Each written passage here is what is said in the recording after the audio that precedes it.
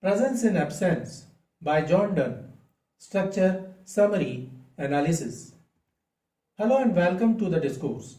John Donne's Presence in Absence, also known by its first line, Absence, hear thou my protestation, is one of the more intriguing and uncertain works in the Donnean canon. The poem's authorship has been debated for centuries.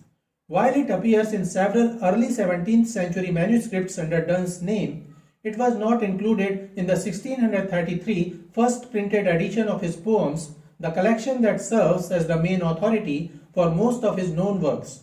In other copies and anthologies of the period, it sometimes appears anonymously or under different attributions, leaving its true origin in doubt. Because of this uncertainty, scholars often group the poem among Donne's dubia, works that are possibly but not certainly his. Despite this shadow over its authorship, the poem feels distinctly Donnean in its wit, structure, and handling of paradox. Its tone and technique connect it to Donne's broader exploration of love, faith, and the power of the mind.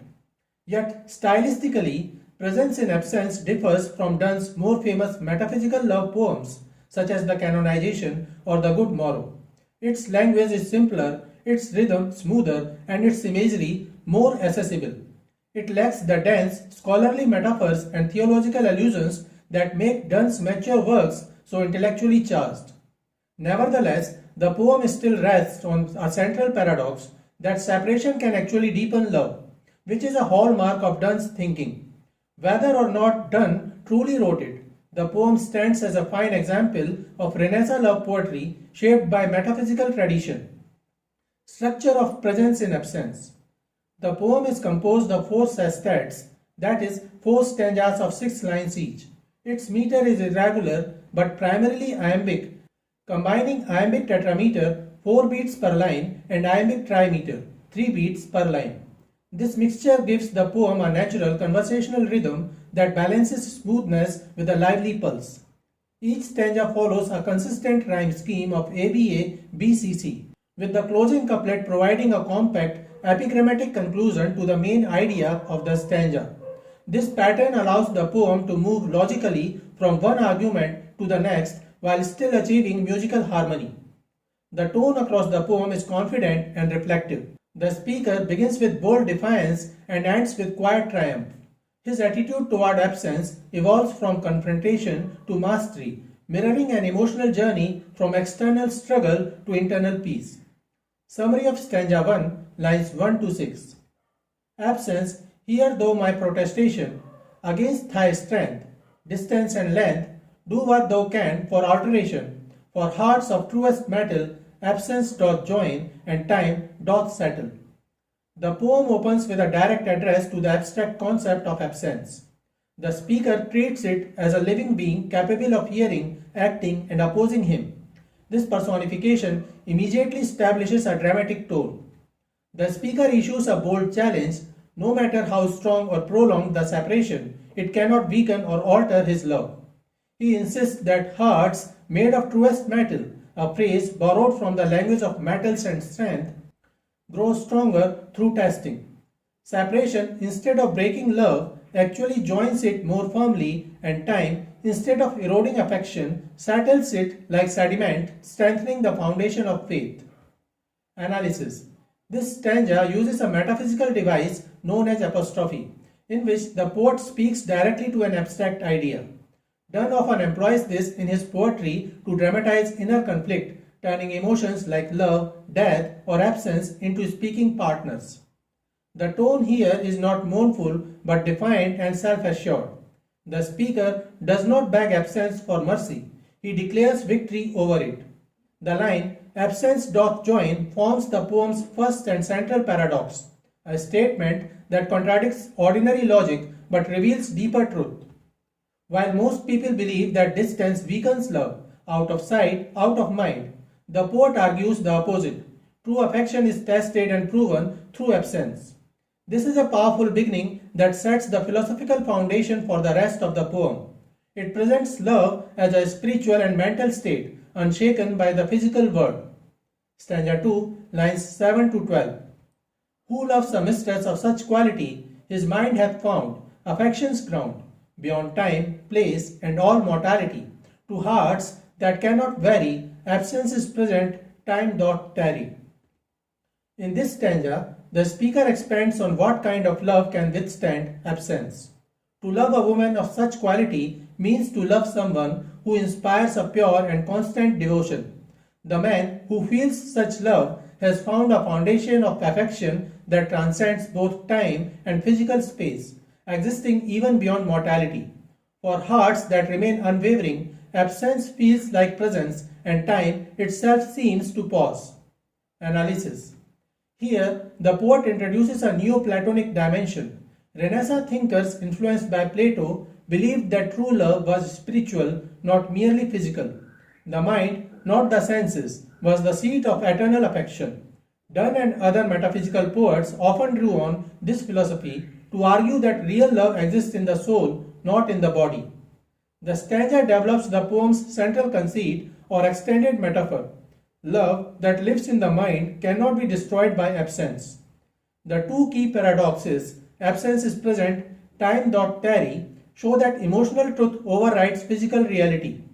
The repetition of these paradoxes strengthens the idea that mental presence and spiritual constancy are more powerful than distance or time.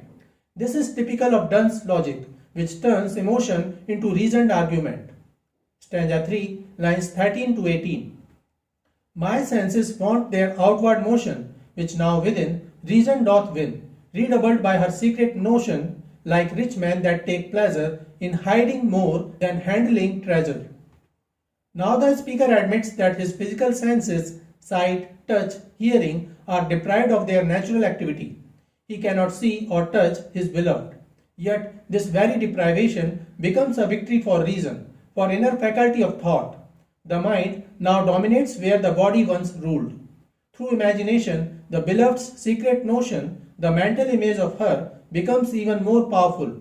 He compares this inward joy to that of a rich miser who takes greater delight in secretly hoarding his treasure than in spending it. Analysis. This stanza marks a shift from bold defiance to thoughtful reflection.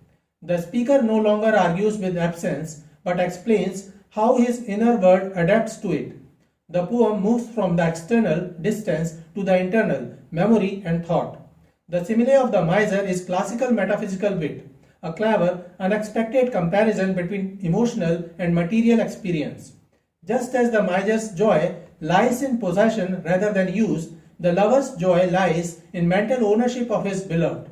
His treasure is the image of her, safely stored within his mind. This image captures a deeper psychological truth. Memory can preserve love more perfectly than physical presence, which is always fleeting. In that sense, imagination becomes a richer form of possession than reality. Stanza 4, lines 19 to 24. By absence, this good means I gain, that I can catch her, where none can watch her, in some close corner of my brain. There I embrace and kiss her, and so enjoy her, and none miss her. The final stanza concludes the poem with quiet triumph. The speaker now declares that absence itself brings him benefit. Because his beloved is gone, he can possess her perfectly in imagination, in some close corner of his mind. In this private mental space, he can love her freely, embrace and kiss her, without the limits or intrusions of the outside world. He enjoys her in a way no one can observe or interfere with. Analysis. This closing image represents the poem's emotional and intellectual climax. The speaker turns absence from an enemy to an ally. What began as protest ends as celebration. The physical separation becomes a good means to a more complete spiritual union. The phrase, close corner of my brain, beautifully captures Donne's fascination with the interior life, the idea that the mind can create a reality as vivid and satisfying as the physical one. The final paradox, and none miss her, completes the argument. It is precisely because she is absent that he can enjoy her without loss. Thus, the poem ends on a note of mental victory.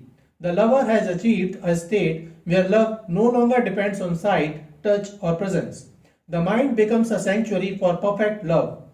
Conclusion. Presence in absence, or absence here through my protestation, perfectly illustrates the metaphysical blending of intellect and emotion. It takes a common human experience, lovers separated by distance, and transforms it into a meditation on the power of the mind and the permanence of his spiritual love. Through personification, paradox, ingenious conceits, the poem argues that absence cannot weaken genuine affection. Rather, it purifies and intensifies it. While its authorship remains uncertain, the poem reflects Donne's signature approach, reasoned argument mixed with deep feeling where logic and love coexist. Even in separation, the speaker discovers unity. In the silence of absence, he finds presence. In the solitude of thought, he finds companionship. This is the poem's ultimate revelation, that love's truest home lies not in the body but in the mind and soul, where time and distance cannot intrude. So this is it for today. We will continue to discuss the history of English literature. Please stay connected with the discourse. Thanks and regards.